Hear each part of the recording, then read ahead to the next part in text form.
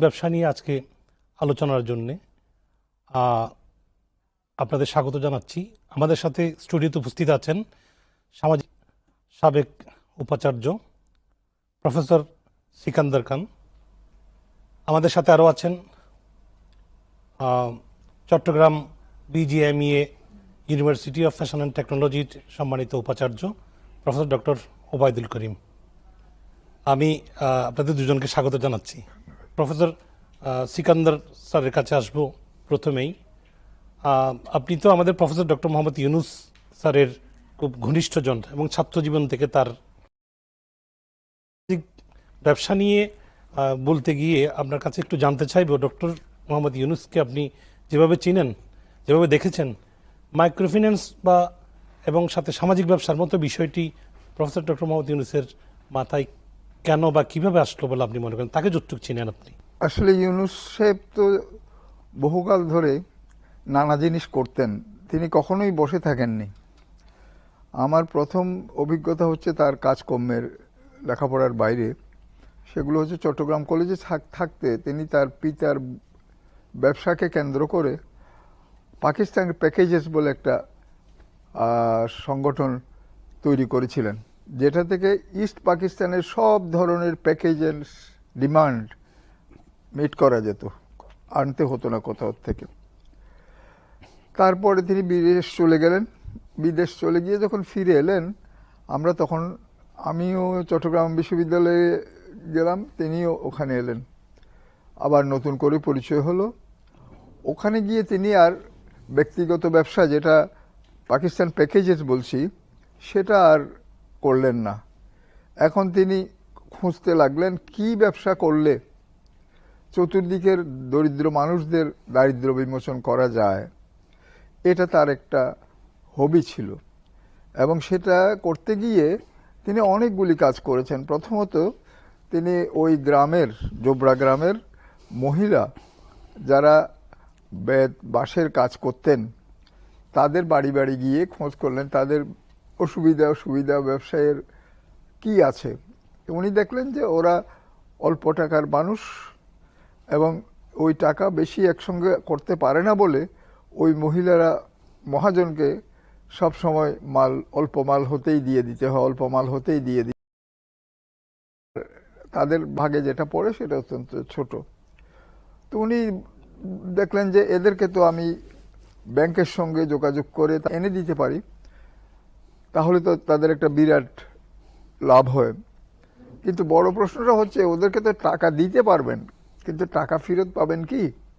তখন তিনি 4 জন এবং 4-এর বেশি মানুষ নিয়ে একটা গ্রুপ করলেন এবং বললেন যে এখন যে লোনগুলো নেওয়া হচ্ছে এগুলো পরিশোধের ভার আপনাদের 4-5 যারা যে গ্রুপে আছেন সবার, এবং গ্রুপের সব সদস্য, গ্রুপের অন্য সদস্যরা কেমন ব্যবসা করছে, কোথায় ঠকে যাচ্ছে, কোথায় মার খাচ্ছে, কোথায় বেশি আদায় করছে, সব খবর রাখতেন। এবং ওই ছোট ছোট গ্রুপে ভাগ হয়ে যাওয়ার জন্য এরা পরস্পরকে ভালোভাবে চিনতেন, সুতরাং কেউ কাউকে ঠকানোর প্রশ্ন উঠতো না।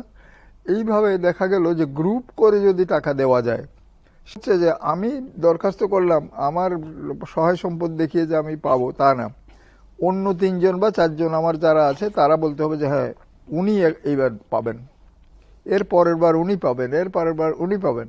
অর্থাৎ প্রত্যেকের ব্যাপারে প্রত্যেকের মতামত ছিল এবং কেউ একজন যদি ঋণ পরিশোধ করতে ব্যর্থ হতেন তাহলে গোটা গ্রুপটা দায়ী থাকতো। এবং সেজন্য গ্রুপের সদস্যরা পরস্পর কে কী কাজ করছেন এবং তার কি সুখ সুবিধা, এগুলো নিজের আওতার বাইরে গিয়ে অন্যের সাহায্য করার মতো খোঁজ খবর দিতেন। তো এখানে বড় কাজটা হচ্ছে টাকা দেওয়া শুধু নয়, সেই টাকা আবার অক্ষত হয়ে পুরোপুরি ফিরে আসা। এবং এই যে মানুষগুলো যাদের কোনোদিন কোনো টাকা ঋণ নেওয়া, ঋণ দেওয়া ইত্যাদির কোনো অভিজ্ঞতা ছিল না, তারা এই জিনিসের মধ্যে ঢুকে গেল এবং এটার মজা পেয়ে গেল, তারা নিজেরা এটা চালাতে শুরু করলো। এইভাবেই গ্রুপ ঋণ বলছি আমরা। সেই গ্রুপ ঋণটা এই যে বললাম, গ্রামের যে বাঁশের কাজ করতেন যারা, তাদের দিয়ে শুরু করলেও অন্যান্য অর্থনৈতিক কর্মকাণ্ডের মধ্যে যারা থাকেন তাদেরকেও আস্তে আস্তে অন্তর্ভুক্ত করে ফেললো। তাহলে এক একটা গ্রুপ এক এক ধরনের উৎপাদনের কেন্দ্রে বা কেন্দ্রীভূত হয়ে ওইখানেই তারা তাদের গ্রুপ করতে পারতেন। তো ইউনুস সাহেবের অবদানটা হচ্ছে 1 নম্বর, যে এই মানুষদেরকে কেউ কোনোদিন বিশ্বাস করে টাকা দিত না, তিনি তাদেরকে টাকা নিয়ে দিলেন ব্যাংক থেকে, তিনি জামিন, কিন্তু ব্যাংক তাকে চিনে, আর টাকাগুলো ফেরত দেওয়ার সময় বা ফেরত পাবে কি সেই সংগঠনটা উনি করে দিয়েছিলেন, গ্রুপ বানিয়ে দিয়েছিলেন। সামাজিক ব্যবসাটা সম্পর্কে বা এটা কিভাবে তার মাথায় আসলো বলে আপনার কাছে মনে হয়? আসলে সামাজিক ব্যবসাটা কি? সামাজিক ব্যবসাটা হচ্ছে আমি টাকা খাটাবো কিন্তু আমি লাভ সেই হারে নেব না, এবং আমি যারা এই কাজগুলি করে তাদের পূর্ণ অধিকার এটা স্বীকার করে নেব, এবং ব্যবসাটার মূলধন আমি যোগান দিয়েছি বলে যে, বা সেই মূলধন পাওয়ার ব্যাপারে আমি সাহায্য করেছি বলে যে আমি একটা বড় অংশ দাবি করব, এটা হবে না। সুতরাং সামাজিক ব্যবসা ওখানে বলা হচ্ছে যে আপনি কখনোই ভাবতে পারবেন না যে আপনি প্রধান, গ্রুপের প্রধান আছে, তাদেরই লোক, তাদেরই সমান আরেকজন, আপনি না, আপনি আরো একটু বড়। তো সুতরাং ওই নিজেদের মধ্যে যখন সমান খুঁজতে যায় এবং নিজেরা যখন নিজেদের মধ্যে পেয়ে যায়, তখন তাদের আর কিছু বলার থাকে না, কারণ উপর থেকে একজন এলে তার বিরুদ্ধে পক্ষে সপক্ষে নানা কথাবার্তা হতে পারে, এখন সেগুলি আর হয় না। এবার আমরা আসবো প্রফেসর ডক্টর ওবায়দুল। বাংলাদেশের টেকসই উন্নয়ন লক্ষ্যমাত্রা অর্জনে সামাজিক ব্যবসা কি ধরনের সহায়তা করতে পারে বলে আপনি মনে? প্রথমে একটু ভূমিকা দিয়ে কথাটা বলি। সামাজিক ব্যবসা এই কনসেপ্টটা আমাকে একটু পরিষ্কারভাবে ধারণায় রাখা উচিত। ব্যবসা অথবা বাণিজ্য দুটোকে আমরা সমার্থক ভাবি, আসলে দুটো কিন্তু সমার্থক নয়। ধরে নিন যে এক সময় ব্যবসা ছিল না, আমরা খাদ্য সংগ্রহ করতাম, বিনিময় করতাম, শুধু ভোগের জন্যই আমাদের দিনাতিপাত হতো। ব্যবসা কি? ব্যবসা হচ্ছে আর কিছুই না, আপনি উৎপাদন করবেন এবং বিনিময় করবেন, অথবা লেনদেনের মধ্য দিয়ে তা বিনিময় হবে। এটাই হচ্ছে ব্যবসা বা কমার্স বা বাণিজ্য। যখনই বাণিজ্য হলো, বাণিজ্যিক সমাজ তৈরি করলাম আমরা, তখনই কিন্তু আমরা আস্তে আস্তে দেখেন স্কুল, কলেজ, বিশ্ববিদ্যালয়, এই যে এত কিছু প্রতিষ্ঠান আমাদের চারপাশে দেখি, কোনো কিছুই থাকতো না যদি আমরা কমার্শিয়াল অ্যানিমেল না হতাম, আমরা যদি বাণিজ্য করতে সমর্থ না হতাম। সেই জন্য আমাদের সমাজবিজ্ঞানে একটা কথা বলা হয় যে commercial work is the life blood of all other social activities. সমস্ত অ্যাক্টিভিটিস বন্ধ হয়ে যাবে যদি কমার্স বন্ধ হয়ে যায়। তাহলে কমার্স একটা গুরুত্ব আছে। এখন প্রশ্নটা হচ্ছে কমার্স বা ব্যবসা বা বাণিজ্য এটা সামাজিক কেন? সব ব্যবসাই তো সামাজিক। আমরা যখন সমাজবদ্ধ হলাম, এই যে আপনার সিগারেটের কারখানা সিগারেট উৎপাদন করছে, তামাক উৎপাদন করছে, সেটাও কিন্তু সামাজিক। সমাজে চাহিদা আছে বলে তার উৎপাদন হচ্ছে। কিংবা মদ, তার সমাজে চাহিদা আছে বলে উৎপাদন হচ্ছে, কিন্তু সেটাকে আমরা সামাজিক বলছি না, কারণ এটা হিউম্যান হেলথকে ইম্প্যাক্ট করে, কমিউনিটিকে হেলথ ইম্প্যাক্ট করে। সুতরাং সামাজিক ব্যবসাটা দুটো কনসেপ্ট। একটা হচ্ছে এটা হিউম্যান হেলথকে কোনো অবস্থায় ইম্প্যাক্ট করতে পারবে না। এই যে আমরা যেটা বলছি যে শূন্য কার্বন নিঃসরণ, যে 3-0 তত্ত্বটা, সেখানে শূন্য কার্বন নিঃসরণ কেন? আমার হেলথকে যাতে ইম্প্যাক্ট না করে। তাহলে সিগারেট যদি আপনার নিঃসরণ করে যে গ্রিন হাউস গ্যাস, অথবা আমার স্বাস্থ্যের হানি করে, তো সেটা সামাজিক ব্যবসা হচ্ছে সেই কমোডিটির উৎপাদন করবেন আপনি, যে কমোডিটিটা মানুষের নিত্য নৈমিত্তিক যে চাহিদা সেটাকে পূরণ করতে পারে। তার মানে যে কোনো ভাবে ব্যবসা করলে না না না সেটা। আর দ্বিতীয় একটা স্যার বলেছেন, দ্বিতীয়টা হচ্ছে যে ব্যবসা তো অনেক কিছু। আমরা এখন দেখি কর্পোরেট হাউস আছে, একটা কর্পোরেট হাউস হাজারো রকমের প্রোডাক্ট তৈরি করছে, কিন্তু সেটা কিন্তু সামাজিক ব্যবসা না। স্যারের সঙ্গে আমি একটু যোগ করতে চাই, আপনার কাছে আপনি এন্টারপ্রেনিয়ার, আপনি পুঁজি বিনিয়োগ করবেন, পুঁজি বিনিয়োগ করার পরে আসল যে পুঁজি বিনিয়োগ করলেন সেটা যখন আপনার উঠে আসবে, এই ফ্যাক্টরিটা তখন কমিউনিটির হয়ে যাবে। এখান থেকে যত লভ্যাংশ আছে সব কমিউনিটির, সোসাইটির। অর্থাৎ সোসাইটির বেনিফিটের জন্য আপনি ইনভেস্ট করবেন এবং সেই ইনভেস্ট থেকে প্রফিটটা আপনার পকেটে যাবে না। কিন্তু কর্পোরেট হাউসের বিজনেসগুলো কিন্তু সবগুলো পকেটে যায়, এবং সেই জন্য আমি একটু ডিফারেন্সিয়েট করতে চাই সিএসআর এবং সোশ্যাল বিজনেসের সঙ্গে।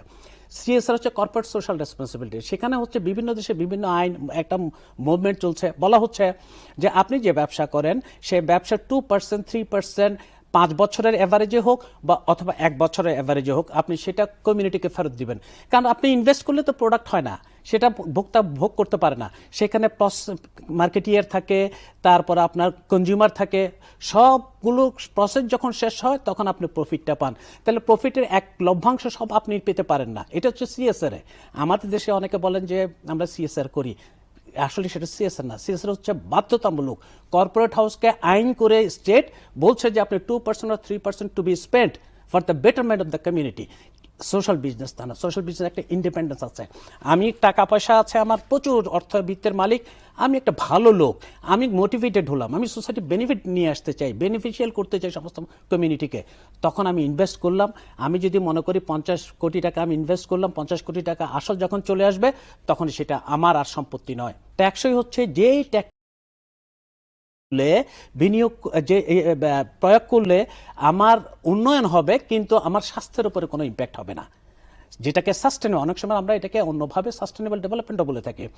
এখন এটা কিভাবে করা যায়? আপনারা জানেন এই যে কার্বন নিঃসরণ, কার্বন নিঃসরণকে আপনি জিরোতে নিয়ে আসবেন। কিভাবে নিয়ে আসবেন? জিরোতে নিয়ে আসার অর্থ হচ্ছে সেই টেকনোলজি আপনার লাগবে যেই টেকনোলজি কার্বন নিঃসরণটাকে কমিয়ে আনে। যেমন আপনার রিনিউয়েবল সোর্সেস অফ এনার্জি, আপনি পানি, হাইড্রোলিক ইলেকট্রিসিটি, কিংবা হাওয়া, কিংবা আমরা সোলার এনার্জি, এটা যদি ব্যবহার করি তাহলে আমার টেকনোলজিকে ইমপ্রুভ করতে হবে। আপনি দেখেন একটা সহজ উদাহরণ দিই, এই যে গাড়ির সাইলেন্সার যদি না থাকতো বিকট আওয়াজ হতো, মানুষ বাঁচতে পারতো না, একেবারে অডিবল সাউন্ড আমরা পেতাম না, আমরা উন্মাদ হয়ে যেতাম। সেটাকে সাইলেন্সার কিন্তু একটা ইকো ফ্রেন্ডলি টেকনোলজি। এটা করেছে কি সাউন্ডটাকে একদম রিডিউস করে সহনশীল মাত্রায় নিয়ে এসছে। এটাও একটা ইকো টেকনোলজি। সুতরাং আমাদের ইকো টেকনোলজি ইনভেন্ট করতে হবে, ডিসকভার করতে হবে এবং ইমপ্লিমেন্টেশনে যেতে হবে। Simply we can say like that. আমাদের প্রফেসর সিকান্দার স্যারের কাছে আসছি। এই যে সামাজিক ব্যবসার যে মডেল, স্যার ইউনূস স্যারের যে মডেল, এটি বাংলাদেশের নারীর ক্ষমতায়নে কিভাবে ভূমিকা রাখতে পারে বলে মনে করেন আপনি? সামাজিক ব্যবসা আসলে আমি যদি বিনিয়োগ করি তো সেই বিনিয়োগে যেটা আমার আশা করা উচিত সেটা হচ্ছে বিনিয়োগটাকে সাস্টেইন করতে পারে মতো করা। কিন্তু আমরা সাধারণত অনেক বেশি লাভ করে ফেলি। সেই অনেক বেশি লাভ করতে গিয়ে সংসারের উপরে আমরা বোঝাগুলো বাড়াই, নিজেরা নিজেদের উপার্জন বড় করি। এখন আমি যদি সত্যিকার অর্থে সামাজিক ব্যবসাই করি তাহলে আমার নিয়মটা হচ্ছে যে আমি ঠিক যতটুকু এখানে বিনিয়োগ করেছি অতটুকুর যা আশা করা যায় সেটুকু দেখা যাবে যে আমি আমার ওটুক নেওয়ার পরেও অনেক বেশি উৎপাদন হয়ে গেছে, সেটা সমাজের হবে, আমার আর থাকবে না। তাহলে সামাজিক ব্যবসা মানে আমি পুরোপুরি ক্ষতি দেব তা নয়, আমি আমারটা নিয়ে নেব, কিন্তু সমাজ বাকিটা ভোগ করবে। এখন যেটা হয় সেটা হচ্ছে আমরা যে যারে যত পারি ঠকাই, ল্যান্ডলর্ড ঠকাই অন্যদেরকে, অন্যরা ঠকায় ল্যান্ডলর্ডকে, ক্যাপিটালিস্ট ঠকায় এদেরকে, লেবারকে ঠকায়, বা সবাই নিজের স্লাইসটা বড় করার জন্য অন্যগুলো কমাই। এখন এখানে কথা হচ্ছে যে আপনি যা বিনিয়োগ করবেন সেটা আপনি ফেরত পাওয়ার অধিকার রাখেন, এবং শুধু সেটা নিয়েই যদি আপনি খুশি হয়ে যান, বাদ বাকিটা যদি আপনি ব্যবসার বিস্তারের কারণে ব্যয় করেন তাহলে ওটা সামাজিক ব্যবসা হয়ে যায়। এবার আমরা ডক্টর ওবায়দুল করিম সাহেবের কাছে আসছি। প্রফেসর ডক্টর ইউনূসের সামাজিক ব্যবসার ধারণা, এই বিষয়টি বিশ্বব্যাপী তোলপাড় সৃষ্টি করেছে, জনপ্রিয় হয়েছে। আমাদের দেশের ওই পরিমাণ জনপ্রিয় হয়নি, ব্যবহৃত ওই পরিমাণ হয়নি, এবং বিশেষ করে আমাদের শিক্ষিত সমাজ, জনগোষ্ঠী, বিশ্ববিদ্যালয়গুলোতে এই বিষয়টা ওভাবে পড়ানো হয়নি। তো এই বিষয়টা কি পাঠ্যক্রমের সাথে যুক্ত করা উচিত? আপনি তো একটি বিশ্ববিদ্যালয়ের উপাচার্য হিসেবে আছেন। এখন একটু বলি, সামাজিক ব্যবসা আপনি বললেন যে আমাদের দেশে খুব একটা কাজ করছে না, এটা একটা অন্য কারণ আছে। আমি সমাজবিজ্ঞানের ছাত্র হিসেবে বলি সোশ্যাল স্ট্রাকচার ইজ রেসপন্সিবল। আমার সোশ্যাল স্ট্রাকচার এর জন্য সবচেয়ে বেশি দায়ী। দেখেন, আমি কিছুক্ষণ আগে বললাম কর্পোরেট হাউসের ডেভেলপমেন্ট হয়েছে। ইউরোপ আমেরিকাতে দেখবেন বিশাল বিশাল কোম্পানি, তারা সিএসআর হয়তো কিছুটা করে কিন্তু সোশ্যাল বিজনেস করে না, কারণ সোশ্যাল বিজনেস তো কর্পোরেট হাউসের কাজ না, এই কাজটা হচ্ছে আমার আর আপনার। এই জন্য ডক্টর মোহাম্মদ ইউনূস স্যার যখন বলেন যে আপনি চাকরি খুঁজবেন কেন, আপনি উদ্যোক্তা হন না, আপনি উদ্যোগ নেন, যে এখন ব্যবসার সূচনা করবার জন্য আপনি বলেন বাংলাদেশের সামাজিক পরিবেশ কি সেরকম? কয়জনের কাছে ব্যবসায় বিনিয়োগ করবার মতো অর্থের সামর্থ্য আছে? এই যে গ্রামীণ ব্যাংকের কথা বলা হলো, গ্রামীণ ব্যাংকে নারীদেরকে ক্ষমতায়ন করার জন্যে স্যার নিজে দায়িত্ব নিয়ে ব্যাংক থেকে লোন নিয়ে দিয়েছেন। এখানে সেরকম মানুষ আপনি পাবেন কোথায়? সুতরাং আপনি যতই উদ্বুদ্ধ করার চেষ্টা করেন না, তার বেসিক যে কনটেক্সটটা ডেভেলপমেন্টে কিছুটা দরকার আছে আমার মনে হয়। কে করবে এটা আমরাই করব। একটা হচ্ছে মোটিভেশনাল ওয়ার্ক তো স্যার করে যাচ্ছেন, কিংবা অন্যান্য যারা সোশ্যাল বিজনেস নিয়ে কাজ করছেন তারা করছেন, কিন্তু তার কনটেক্সটে যে ছেলেটা বিনিয়োগে উদ্বুদ্ধ হবে তাকে বিনিয়োগ করবার সামর্থ্য, সেটা হচ্ছে হয় ব্যাংক থেকে লোন নিয়ে দেওয়া, অথবা তাকে কিছু লোন অন্যান্য যে এনজিও বা কিছু আছে তাদের মাধ্যমে লোন দেওয়া। এবং লোন দিলেও হবে না, ব্যবসা এত কঠিন একটা বিষয়, এটা কিন্তু আপনাকে হোঁচট খেতে হয় মাঝে মাঝে। কারণ আমাদের এখানে আপনি যে প্রোডাক্টটা তৈরি করবেন তার মার্কেট রিসার্চ করবার সামর্থ্য তো আমার নাই। মার্কেট রিসার্চ, আমি যে প্রোডাক্টটা তৈরি করবো সেটা যদি বাজারে না বিকয় তাহলে তো আমি ব্যবসা সেখানে গুটিয়ে ফেলতে হবে। সুতরাং বিশাল একটা সমস্যা। আমাদের মতো সোশ্যাল স্ট্রাকচার যেটা সবে ট্রানজিশনাল ফেজে আছে তার জন্য এটা আরো বড় সমস্যা। যেখানে এফ্লুয়েন্স আছে সেখানে কিন্তু এটা সমস্যা না। সেজন্য দেখেন ফিলান্থ্রপি, একজনের প্রচুর টাকা পয়সা আছে, তিনি মসজিদ দিলেন, একটা মন্দির দিলেন, একটা স্কুল কলেজ দিলেন, সেটা কিন্তু সোশ্যাল বিজনেস না। সোশ্যাল বিজনেসের সঙ্গে প্রফিটের সম্পর্ক আছে, সোশ্যাল বেনিফিট রিটার্নের সম্পর্ক আছে, এবং কমিউনিটি ডেভেলপমেন্টের প্রশ্ন আছে। সেটা করবার জন্য আমাদের বিশাল, আমি আগে বলেছি এটা বিশাল ক্যানভাস। এই ক্যানভাসে বিভিন্ন কর্নার থেকে সবাইকে এগিয়ে এসে এই জন্য আমি বললাম যে এটা আমাদের শিক্ষাক্রমে অবশ্যই এবং অবশ্যই। আপনি তো চট্টগ্রাম সোশ্যাল বিজনেস সেন্টারে অনেক দিন থেকে কাজ করেছেন, আপনার অভিজ্ঞতা থেকে একটু শুনতে চাই চট্টগ্রামের সোশ্যাল বিজনেসের অগ্রগতি বা প্রসার নিয়ে কি অবস্থা এখন। এদেরকে যারা এগিয়ে এসছে তারা নিজেরা কিন্তু বড় বড় ইন্ডাস্ট্রিয়ালিস্ট, তারা সাকসেসফুল বিজনেসম্যান। কিন্তু সাকসেসফুল বিজনেসম্যান হলে তো হবে না। উনি যা বললেন যে আপনার তো সেই মন থাকতে হবে যেই মন আপনাকে সবসময় অগ্রসর করে দেবে এই সমস্ত কাজে। তো ওই কাজগুলো তারা মনে করে যে তারাও একটা বেনিফিট আর কস্টের হিসাব করে যে আমি এই সোশ্যাল বিজনেস করতে গিয়া কয় ঘন্টা খাটলাম এবং আমার কি পরিমাণ লাভ এলো, এবং এটা এখানে না খেটে অন্য একটা কাজে খাটলে কি হতো। এখন ন্যাচারাল ব্যান্ড অফ মাইন্ড বলে একটা কথা আছে। ইউনুস কেন বারবার খালি চোখে যেখানে যায় সেখানে দেখতো যে এইখানে তো বুড়িটারে ডাকলে আসবে, এই ব্যবসা তারে দিলে সে নেবে, আপনাকে কোন ব্যবসা দিলে আপনি নেবেন, ও তো ওর মাথায় খালি ওইটাই ঘুরে। সে নিজে ব্যবসা করছিল বললাম আগে, সেই ব্যবসা নিজে আর করে নাই। এন্টারপ্রেনিয়রশিপ যেটা, সে এন্টারপ্রেনিয়র সে হয় নাই। তাহলে এইরকম মানুষ লাগবে, প্রচুর মানুষ লাগবে, এবং সেই মানুষগুলো ভালো ট্রেনিং প্রাপ্ত হতে হবে, এবং দেশের আইন শৃঙ্খলার অবস্থাও সেরকমভাবে পরিবর্তিত হতে হবে। তা নইলে আপনি আমি আজকে একজনে সোশ্যাল বিজনেস করলাম, কালকে 10 জন হয়ে গেল আমার গ্রুপে, পরশুদিন 100 জন হয়ে গেল, সেটা হচ্ছে তো ওটা সোশ্যাল বিজনেসই চলে যায়। সোশ্যাল বিজনেসকে ভালো করে চট্টগ্রামে আরো বেশি জনপ্রিয় করতে হলে কি করতে হবে যদি সংক্ষেপে একটু বলেন। ইউসুফ তো সবসময় বলেন, ছেলে মেয়েদেরকে বলেন তুমি চাকরি খোঁজো কি জন্য, কিছু টাকা নিয়ে ব্যবসা করো, এবং সেই ব্যবসা ওই নীতিতে করো যে তোমার যেটা লাগে সেটা তুমি নেবা, যেটা লাগে না সেটা তুমি। এইটাতে উদ্বুদ্ধ করতে হবে মানুষকে। কারণ আমি আমার 10 ভাই নিয়ে যদি না উঠতে পারি তাহলে তো হবে না। তো আমাদের কোনো পথ নাই, আমরা ক্যাপিটালিস্ট ওয়ে অফ ডেভেলপমেন্ট আমাদের খুব একটা কাজে লাগবে না বা কাজ দিচ্ছে না। সুতরাং আমরা যদি সবাই একদিন বুঝি যে না সবাইকে নিয়েই হতে হবে, তখন আমাদের মধ্যে গলাগলি হবে, আমাদের সেই সুবুদ্ধি আসবে। সামাজিক ব্যবসার বাংলাদেশে চ্যালেঞ্জগুলো কি? যে কোনো কাজে আপনি যখন নামবেন তখন চ্যালেঞ্জ থাকবে। একটা চ্যালেঞ্জ হচ্ছে সামাজিক ব্যবসার মূল উদ্যোক্তা হবে কারা? যুবকরা। সেই যুবকদের সংখ্যা কত আমাদের সোসাইটিতে আমরা এখনো জানি না।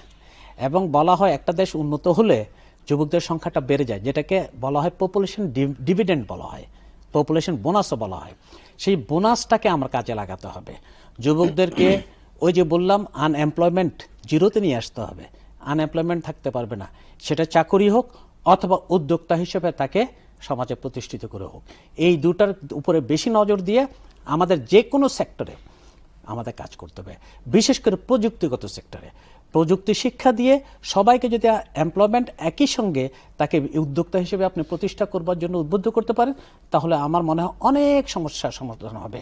যে কথা বললাম, ডিভিডেন্ড তখন আমরা ফিরে পাবো। ধন্যবাদ। অসংখ্য ধন্যবাদ প্রফেসর ডক্টর ওবায়দুল করিম, ধন্যবাদ প্রফেসর সিকান্দার স্যার, দুজনকেই চমৎকার আলোচনা করার জন্য, আজকে আমাদের স্টুডিওতে সময় দেওয়ার জন্য।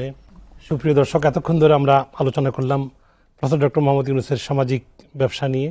দুজন বিজ্ঞ আলোচক তাদের আলোচনায় তুলে ধরেছেন সামাজিক ব্যবসা কিভাবে সমাজ পাল্টে দিতে পারে, এবং সামাজিক ব্যবসাকে কাজে লাগানোর জন্য আমরা প্রত্যেকে নিজেদের ভূমিকা যদি রাখি, অনুকূল পরিবেশ তৈরি করে দিই, তাহলে এই সামাজিক ব্যবসা যেভাবে পুঁজিবাদের বিপরীতে একটি কল্যাণমুখী অর্থনীতি প্রতিষ্ঠার জন্যে এবং কল্যাণমুখী ব্যবসায়িক ধারা সৃষ্টি করার জন্য তিনি চেষ্টা করেছেন, স্বপ্ন দেখেছেন, সেই স্বপ্ন পূরণ হবে।